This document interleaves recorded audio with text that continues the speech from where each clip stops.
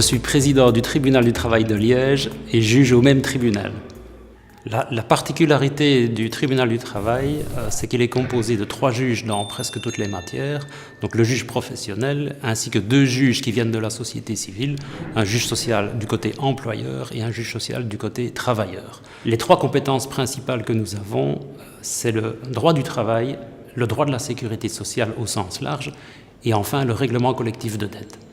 Et dans cette matière du règlement collectif de dette, qui est de notre compétence depuis 10 ans, il y a un juge unique, donc le juge professionnel, qui tranche les différents litiges.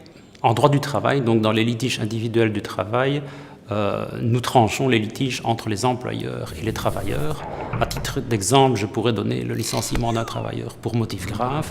Par exemple, un travailleur soupçonné de vol dans son entreprise. Dans ce cas-là, il est licencié pour faute grave par son employeur et il peut venir devant le tribunal du travail afin de réclamer une indemnité de préavis s'il conteste le bien fondé du licenciement ou les circonstances expliquant qu'on s'est peut-être trompé de personne.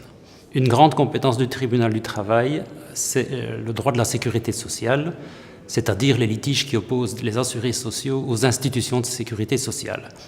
Comme exemple, je peux donner par exemple un chômeur qui est sanctionné par l'ONEM pour une durée de 13 semaines parce qu'il a été pris alors qu'il travaille en noir sur un chantier. Ce chômeur peut contester la décision de l'ONEM devant le tribunal du travail pour tenter d'obtenir une diminution de la sanction, voire son annulation s'il a des arguments à faire valoir.